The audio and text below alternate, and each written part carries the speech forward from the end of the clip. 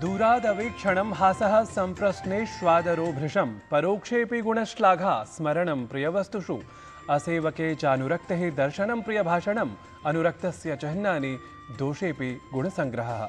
अर्थात दूर से निहारना, हंसना, बात पूछते समय अधिक आदर दिखाना, पीठ पीछे भी गुणों का ही वर्णन करना, अपनी प्रिय वस्तुओं का स्मरण करना, जो आपके प्रति सेवा भक्ति जैसे भाव नहीं रखता उससे भी प्रेम करना, मधुर बातें करते हुए कुछ देना और दोष होने पर भी गुण का ही ग्रहण करना, ये सभी प्रसन्नता के लक्षण होते हैं।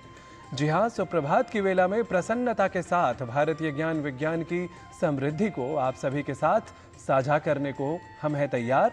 सुप्रभातम इस कार्यक्रम के माध्यम से मैं हूं नारायण दत्त मिश्र। स्वीकारें सादर स्वागत सत्कार के साथ सविनय नमस्कार।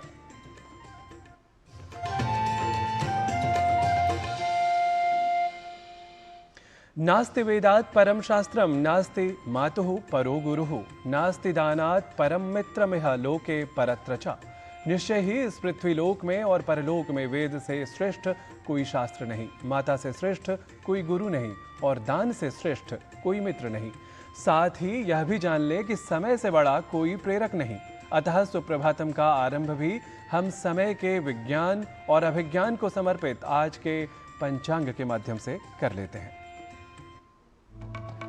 आज का पंचांग युगाब्द 5127, विक्रम संवत 2082, शक संवत 1947, दक्षिणायन, भाद्रपद मास, कृष्ण पक्ष, तृतीया तिथि, मंगलवार, पूर्वा भाद्रपद नक्षत्र।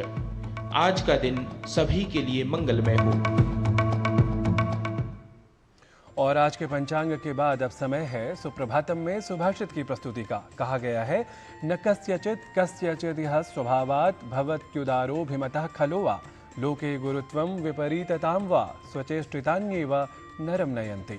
अर्थात इस संसार में कोई मनुष्य स्वभावतः किसी के लिए उदार, प्रिय या दुष्ट नहीं होता। अपने कर्म ही मनुष्य को संसार में गौरव अथवा पतन की ओर ले जाया करते हैं। अतः हमें अपने कर्म के प्रति अधिक सजग रहकर संसार में गौरव प्राप्ति हेतु सुंदर व प्रेरक वचनों को भी अवश्य ही सुनना चाहिए। अतएव हम प्रस्तुत करते हैं आप सभी के लिए सुभाषित अपने इस दूसरे प्रभाग को। तो जान लेते हैं क्या है आज का सुभाषित। एतत् कार्यममराः संश्रुतं मे धृतिः शमः धर्मानुवृत्तिः ग्रन्थिं विनीय हृदयस्य सर्वं प्रिया प्रिये चात्समं नयेत। मनुष्य का कर्तव्य है रचना करना, इंद्रियों और मन को वश में करना, सत्य एवं धर्म का पालन करना तथा सभी पूर्वाग्रहों को त्याग कर हर किसी के साथ समान व्यवहार करना, चाहे कोई उसे पसंद करे या न करे। Man's duty is to create, control the senses and mind, follow truth and religion, and give up all prejudices and treat everyone equally, whether anyone likes him or not. और अब भारतीय ज्ञान परंपरा से जुड़ी प्रस्तुति का है समय। प्राचीन भारत में पौराणिक ग्रंथों में कला और शिल्प के विकास के प्रमाण मिलते हैं, जिससे पता चलता है कि जनमानस की इनमें गहरी रुचि थी। विशेषकर बौद्ध और जैन धर्मों ने कला और शिल्प कला को निश्चय ही एक नई दिशा प्रदान की। इससे स्थापत्य, मूर्तिकला और चित्रकला जैसी शैलियों का और भी अधिक विकास हुआ। बौद्ध काल में चित्रकला भी अपने चरम पर थी, जिसके उदाहरण अजंता की गुफाओं में जातक कथाओं पर आधारित चित्रों में मिलते हैं। आइए बौद्ध युग में कला और शिल्प के विकास के बारे में जान लेते हैं इस रिपोर्ट के माध्यम से।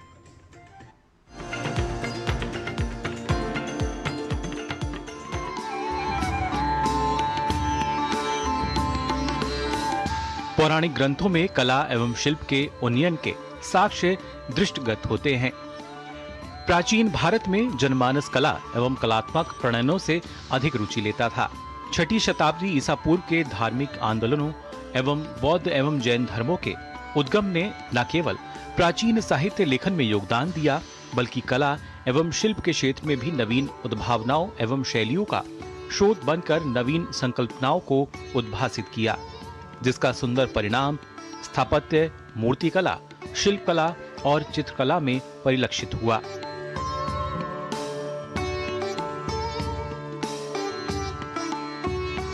प्राचीन बौद्ध ग्रंथों में अनेक ऐसे साक्ष्य मिलते हैं जो तत्कालीन शिल्प एवं कला पर बौद्ध प्रभावों को व्याख्यायित करते हैं। बौद्ध युग में शिल्पकारी को निश्चित ही प्रमुख स्थान प्राप्त था। तत्कालीन वाणिज्य तथा उद्योग इन्हीं शिल्पों पर आश्रित था। अतः शिल्पकार को समाज में सम्मानीय माना जाता था। तामांज फल सुत में 25 मथुरा शैली के शिल्पियों ने बुद्ध के जीवन चरित्र पर भी अनेक मूर्तियों का निर्माण किया। इसका विवरण सामंतफल सुत में स्तूप प्राप्त होता है। इसी तरह महावंश नामक बौद्ध ग्रंथ में उल्लेखित है, स्तूप निर्माण एक उल्लासमय व स्फूर्तिदायक आयोजन होता था, जहां अनेक व्यक्ति भाग लेते थे। मौर्य काल में अशोक के समय कई स्तंभ बनाए गए।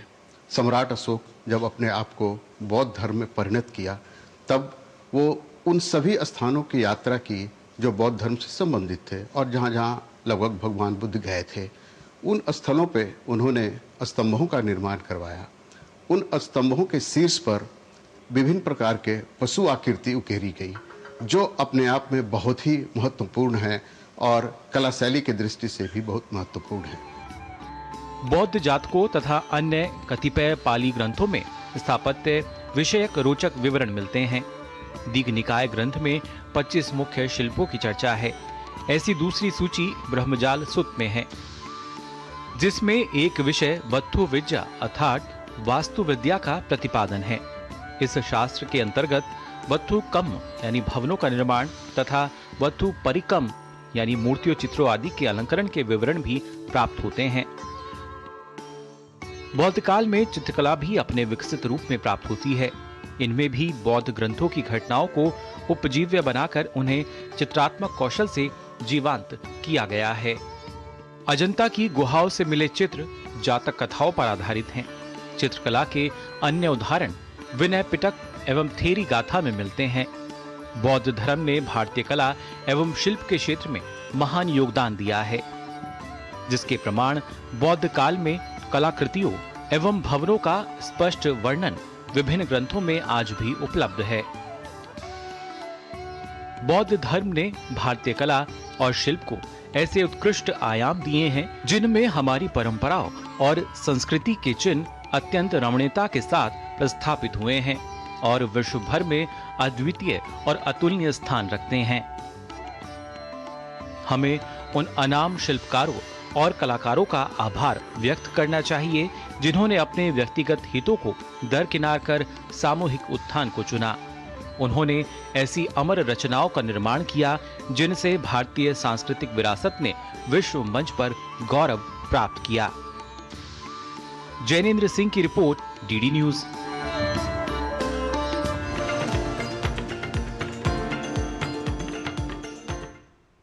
भारतीय ज्ञान परंपरा से जुड़ी इस प्रस्तुति के साथ ही अभी सुप्रभातम में समय हो गया है एक अल्प विराम का। आप देखते रहिए डीडी न्यूज, हम जल्दी ही लौटते हैं।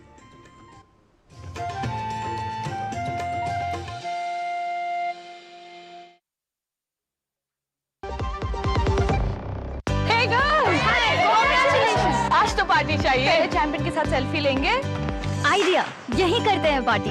Pizza party. ये चल अपना कार्ड और पिन दे। मेरे कार्ड की डिटेल्स मैं खुद ही डालूंगी। आरबीआई कहता है अपना पिन, ओटीपी, सीवीवी या इंटरनेट बैंकिंग पासवर्ड किसी के साथ शेयर ना करें। ऑनलाइन बैंकिंग सिर्फ अपने कंप्यूटर, मोबाइल और सिक्योर नेटवर्क से करें। बाय गर्ल्स, कहाँ जा रही है? सुना नहीं, नो शेयरिंग। आरबीआई कहता है जानकार बनिए, सतर्क रहिए। टाइम पे खा लेना और प्लीज बाइक धीरे चलाना। जी। और ये तुम्हारी सेफ्टी के लिए। अरे एक बात तो रह गई। LIC? ये हमारी सेफ्टी के लिए। दिल की सुनो, LIC चुनो।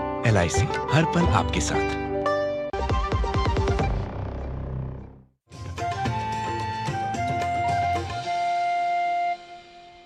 पुनरपि सस्वागतम, सुप्रभातम। स्वागत है आप सभी का एक बार फिर से। और अब समय है स्वास्थ्य मंत्र का। बच्चे के स्वास्थ्य और विकास के लिए महत्वपूर्ण होता है उचित पोषण। और उचित पोषण से बच्चों में कई स्वास्थ्य समस्याएं होने का खतरा।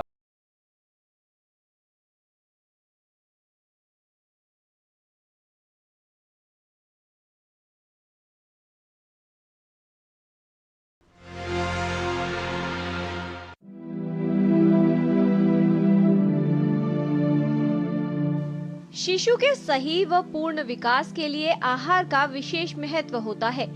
जन्म से 6 महीने तक शिशु के लिए सिर्फ माँ का दूध ही पर्याप्त होता है। 6 महीने से शिशु के पोषण की आवश्यकता बढ़ जाती है, इसलिए शिशु को माँ के दूध के अलावा ऊपरी आहार यानी पूरक आहार की आवश्यकता होती है। शिशुओं को 6 महीने की उम्र से पूरक आहार शुरू कर देना चाहिए। पूरक आहार का मतलब है कि हम ब्रेस्ट फीडिंग के साथ साथ अब बच्चों को ऊपरी आहार भी देंगे। पूरक आहार के लिए सबसे ज़्यादा जो कारगर हैं वो है कि हम किसी तरह से उसमें सीरियल और पल्सेस इनको कंबाइन करें। तो जैसे सूजी की खीर दे सकते हैं, दलिया या खिचड़ी दे सकते हैं बच्चों को। इसके अलावा मिलेट्स जैसे रागी और ज्वार, इनसे भी हम बच्चों को पूरक आहार बना के दे सकते हैं। ये बच्चों को एनर्जी नीड्स मीट करने में और उनकी ग्रोथ के लिए ये बहुत ज़रूरी है। 6 महीने की उम्र से उनको दिन में 2 या 3 बार हम थोड़ा थोड़ा जैसे लगभग आधा कटोरी या 3 से 4 चम्मच पूरक आहार देना शुरू करें। धीरे धीरे ये मात्रा बढ़ाएं। फल जैसे कि केले, मसले हुए केले या फिर हम जैसे एप्पल को ग्रेट करके एप्पल की खीर बना सकते हैं, वो भी उसमें शामिल करें। कुछ सब्जियां जैसे कि गाजर, मटर, ये जैसे हम खिचड़ी बना रहे हैं या दलिया बना रहे हैं, उसमें हम ये भी शामिल करें। शिशु के लिए पोषण आवश्यक है। पोषण से बच्चे का विकास प्रभावित होता है। अच्छे स्वास्थ्य के लिए शिशु को पूर्ण पोषण मिलना चाहिए। 6 माह से शिशु की पोषण की आवश्यकता अधिक हो जाती है, इसलिए 6 माह की आयु से शिशु को ऊपरी आहार शुरू कर देना चाहिए। लगभग 1 से 2 कटोरी संपूरक आहार शिशु को दिया जाना चाहिए। माँ का दूध शिशु को 2 साल तक पिलाया जा सकता है। 6 महीने से 2 साल के बीच में काफ़ी बच्चों का जो ग्रोथ कर्व है, जो रोड टू हेल्थ में हम प्लॉट करते हैं वेट, वह नीचे जाने लगता है। उसका रीज़न यही है कि उनको सही तरीके से पूरक आहार नहीं मिल रहा है। कुछ माएँ सोचती हैं कि मार्केट में जो भी उपलब्ध है, जैसे कई तरह के बेबी फूड प्रोडक्ट्स उपलब्ध हैं, वह घर पे बने खाने से ज़्यादा सुपीरियर है। ऐसा नहीं है। घर पे बना हुआ पौष्टिक और हाइजीनिक रूप से तैयार किया हुआ खाना जो माँ भी अपने हाथ धोकर और फिर बच्चे को खिलाएगी, वही बच्चे के लिए बेस्ट है। उसी में आपको ध्यान रखना है कि बच्चे को प्रोटीन भी मिले, विटामिन भी मिले, मिनरल भी मिले। तो वो कैसे मिलेगा? जब हम एक बैलेंस्ड खाना देंगे जिसमें सीरियल भी होगा, पल्सेस भी होंगी, फ्रूट्स और वेजिटेबल्स भी होंगे और साथ में थोड़ा डेयरी प्रोडक्ट भी होगा। तो ये बच्चे को एक पूर्ण आहार मिलता है जिससे कि बच्चे की ग्रोथ अच्छी होती है। बच्चे को शुरुआत में नरम फल, खीर व खिचड़ी जैसा आहार देना चाहिए, जिससे चबाना और धीरे धीरे निगलना बच्चे के लिए आसान होता है। संपूरक आहार देने के साथ शिशु को स्तनपान जारी रखना चाहिए। शुरुआत में शिशु को बार बार आहार खिलाने की कोशिश की जानी चाहिए। बच्चा 6 महीने तक सिर्फ माँ का दूध ले रहा है, यानी कि सिर्फ लिक्विड ले रहा है। जब हम 6 महीने के बाद हम उसको देना शुरू करते हैं तो ये एक सेमी सॉलिड कंसिस्टेंसी होनी चाहिए। कुछ लोग समझते हैं कि हम दाल का पानी या चावल का पानी दें, बट वह सिर्फ पानी है, उससे बच्चे की न्यूट्रिशन नीड्स पूरी नहीं होंगी।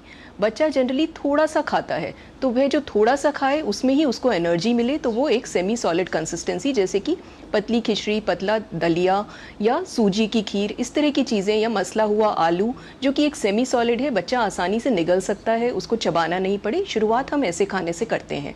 धीरे धीरे जैसे जैसे बच्चा थोड़ा सा बड़ा होता है तो उसका खाने का टेक्सचर थोड़ा सा इम्प्रूव किया जा सकता है। जैसे कि हम जो चावल हैं शुरू में शायद ज़्यादा मसल के देंगे, बाद में उतना मसलने की ज़रूरत नहीं है। इसी तरह कई तरह की दालें हम उसमें शामिल कर सकते हैं। और 1 साल के होते होते बच्चा फैमिली फूड, यानी कि जो खाना सब खा रहे हैं, एक्चुअली बच्चा भी वही सब खाना खा सकता है, क्योंकि तब तक थोड़े दांत भी आ जाते हैं, जबड़े भी मजबूत हो जाते हैं, तो बच्चा चबाना भी सीख जाता है। 6 महीने की आयु से संपूरक आहार देना आवश्यक है। ऐसा करने से शिशु का कुपोषण से बचाव होता है और उसका विकास बेहतर होता है। किरण भारद्वाज, डीडी न्यूज।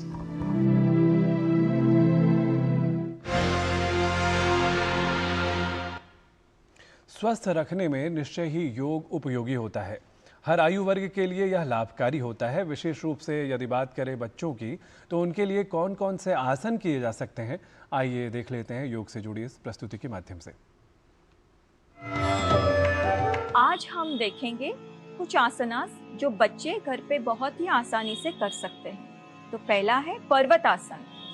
जैसे मैं बैठी हूँ सुखासन में, वैसे बैठ जाएंगे। दोनों हाथों को बॉडी के साइड में रखेंगे, स्पाइन को स्ट्रेट रखने की कोशिश। इनहेल करते वक्त दोनों हाथ ऊपर, नमस्ते मुद्रा में रखेंगे दोनों हाथों को। बैक को स्ट्रेट रखने की कोशिश, दृष्टि सामने, रुकेंगे यहाँ पे और यहाँ पे ये आसन में ब्रीथ करेंगे नॉर्मली। Inhale and exhale. अभी एक्सहेल करते वक्त दोनों हाथों को साइड से नीचे लेके आएंगे। अभी देखते हैं पर्वत आसन के वेरिएशंस। अगेन दोनों हाथों को साइड में लेके आएंगे। इनहेल करते वक्त दोनों हाथ ऊपर, नमस्ते मुद्रा में। एक्सहेल करेंगे फर्स्ट।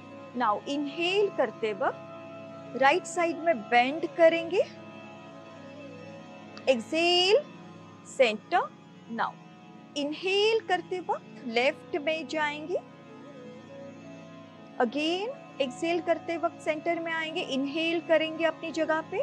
अभी एक्सहेल करते वक्त राइट साइड ट्विस्ट करेंगे। इनहेल करते वक्त सामने एंड अगेन एक्सहेल करते वक्त left side twist. Inhale, exhale at your place. Now inhale ऊपर देखेंगे एंड एक्सहेलिंग आगे झुकेंगे। यहाँ पे रुकेंगे, ब्रीथ नॉर्मल करेंगे एंड इनहेल करते वक्त ऊपर, एक्सहेल करते वक्त दोनों हाथ साइड से नीचे। ये हुआ पर्वतासन प्लस उसके वेरिएशंस। अभी देखेंगे पश्चिमोत्तानासन। उसके लिए दोनों पैरों को आगे सामने रिलीज करेंगे। बैक को स्ट्रेट रखने की कोशिश। पैरों के पंजों को सामने पॉइंट करेंगे। दोनों हाथों को साइड में इस तरह से रखेंगे, एल्बोज को फोल्ड करते हुए। नाउ इनहेल करते वक्त थोड़ा सा पीछे जाएंगे। एक्सहेलिंग आगे जाएंगे एंड टोज को इनवर्ट्स करेंगे। डायनामिक कर रहे हैं हम लोग। सो अगेन इनहेल करते वक्त पीछे, एक्सहेलिंग आगे। Inhale, exhale, one last inhale and exhale. आप ये 4 to 5 टाइम्स कर सकते हो। तो आइए अब जानते हैं कुछ practical tips yoga guru doctor हंसा जी योगेंद्र से। नमस्कार। बच्चों की हड्डियों को मजबूत करने के लिए दूध और दूध की चीजें लेना बहुत जरूरी है। दूध, दही, मक्खन, घी उनके पेट में जाना ही चाहिए। उसी तरह शरीर में न्यूट्रिशन बढ़ाने के लिए जो ब्रेकफास्ट होता है उसमें एक तो मूंगफली, उसको उबाल कर 10 से 15 या मुट्ठी भर के मूंगफली उबली हुई खा ले, बहुत फायदा करेगा। और ये सारे नट्स जैसे बादाम, काजू, पिस्ता अगर वो हो तो वो भी चबा ले। और ये खजूर, अंजीर, ये भी चीज़ें बहुत फायदा करेंगी। और खाने के लिए कुछ नाश्ते में पोहे जैसी चीज़ें हो जो कार्बोहाइड्रेट और हेल्दी कार्ब हो, जो बच्चे में अच्छा होता है। ओट की बनी हुई चीज़ें भी बहुत अच्छी होती हैं। तो ये सब बच्चों के ब्रेकफास्ट में होना चाहिए। बच्चों को खेल कूद में इंटरेस्ट लेना बहुत ज़रूरी है, इसलिए भाग दौड़, खेल कूद, बास्केटबॉल, फुटबॉल, ये सब चीज़ों में इंटरेस्ट ज़रूर दिलवाइए। साथ साथ में पढ़ाई एक नियमित रूप से करनी ज़रूरी है। पढ़ाई के लिए भी टाइम टेबल हो जाए, फायदा करेगा। नमस्कार। योग से जुड़ी इस प्रस्तुति के बाद अब बात आयुर्वेद की। जी हाँ, आयुर्वेद भारत की वैदिक परंपरा पर आधारित चिकित्सा की एक प्राचीन और महनीय प्रणाली है।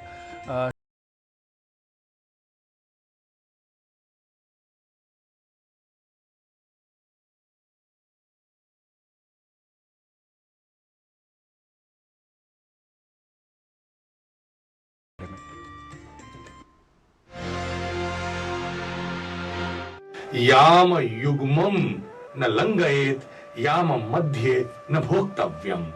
याम का मतलब होता है 3 घंटे का समय। 8 याम का एक दिन होता है 3 घंटे, और उसमें 8 का गुणा करेंगे तो 24 होता है। सुबह का पहला याम, याम मध्य न भोक्तव्यम, आचार्य कहते हैं 3 घंटे उठने के बाद में भोजन नहीं करना चाहिए। आप चाय पी सकते हैं, हर्ब्स की चाय पिए, वो ज्यादा अनुकूल होगा। फल भी ले सकते हैं, लेकिन भोजन 3 घंटे के बाद में ही करें, क्योंकि शरीर सो रहा होता है। यद्यपि आप जग गए हैं, पूरी तरीके से शरीर को जगने में और भूख लगने में 3 घंटे का समय लगता है, और यह वैज्ञानिक दृष्टि से भी गोचर हो चुका है। याम युग्मम न लंघेत, लेकिन 2 याम तक 6 घंटे तक भूखा भी न रहें। याम युग्मम यदि लंघयेत बल क्षय भवेत, तो व्यक्ति का बल ह्रास हो जाता है।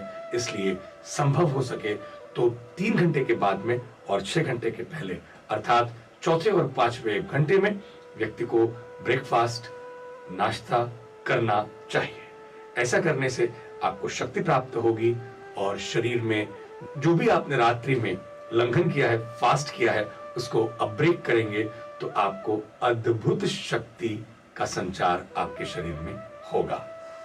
नमस्ते। योग और आयुर्विज्ञान से जुड़ी प्रस्तुतियों के बाद अब बात इन दोनों की भाषा संस्कृत की। और जी हाँ, और इसके बाद अब क्रम होता है हमारा संस्कृत पाठशाला का। तो आइए जान लेते हैं संस्कृत के सरल वाक्यों को हमारे संस्कृत पाठशाला प्रभाग के माध्यम से।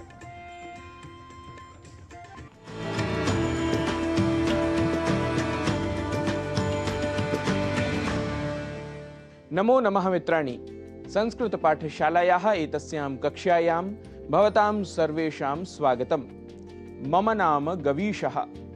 संस्कृत की पाठशाला में आज हम आपको शिष्टाचार के कुछ वाक्य सिखाएंगे, जिनके प्रयोग से आप संस्कृत संभाषण के क्रम में आगे बढ़ सकेंगे। आपसे विनम्र अनुरोध है, आप इन वाक्यों को कहीं लिख लें और बार बार इनका अभ्यास करें। आइए सीखते हैं इन वाक्यों को।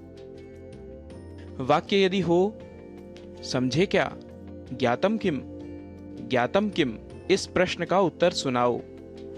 एतस्य प्रश्नस्य उत्तरम श्रावय, एतस्य प्रश्नस्य उत्तरम श्रावय।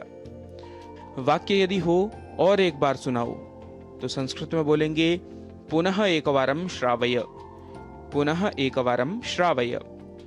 गणित का एक भी प्रश्न हल नहीं किया, गणितस्य एकस्य अपि प्रश्नस्य समाधानं न कृतम्, गणितस्य एकस्य अपि प्रश्नस्य समाधानं न कृतम्। ऐसा करोगे तो परीक्षा में क्या होगा? यदि यह कहना हो तो संस्कृत में बोलेंगे एवं चेत परीक्षायां किम भवेत, एवं चेत परीक्षायां किम भवेत। क्या कोई भी नहीं जानता? कश्चन अपि न जानाति किम, कश्चन अपि न जानाति किम। यदि कहना हो तुम सब इस प्रकार से अभ्यास करो, तो संस्कृत वाक्य बनेगा यूयम एवं प्रकारेण अभ्यासम कुरुथ, यूयम एवं प्रकारेण अभ्यासम कुरुथ। यदि तुमने समझ लिया तो कुछ सुनाओ। यदि त्वम अवगतवान तर्हि किंचित श्रावय, यदि त्वम अवगतवान तर्हि किंचित श्रावय। वाक्य यदि हो आज इतना ही पर्याप्त है, तो संस्कृत में बोलेंगे अद्य एतावद एव पर्याप्तम, अद्य एतावद एव पर्याप्तम। इस अनुच्छेद को पूरा करके समाप्त करेंगे। यदि यह कहना हो तो बोलेंगे एतम अनुच्छेदम पूर्णम कृत्वा समापयाम, एतम अनुच्छेदम पूर्णम कृत्वा समापयाम। वाक्य यदि हो कल इसे अच्छी तरह से पढ़कर आना, तो बोलेंगे श्वः एतत् सम्यक् पठित्वा आगच्छत, श्वः एतत् सम्यक् पठित्वा आगच्छत। क्या घर पर कुछ पढ़ते हो? यदि यह वाक्य हो तो कहेंगे अपि गृहे किमपि पठथ, अपि गृहे किमपि पठथ। मित्रों, आज के अंक में हमने कुछ वाक्यों को सीखा है, व्यवहार के कुछ वाक्यों को सीखा है। आप करिए इनका अभ्यास। व्यवहार में आने वाले ऐसे ही कुछ और वाक्यों को लेकर आपके समक्ष होंगे उपस्थित। तब तक के लिए नमस्कार, नमो नमः।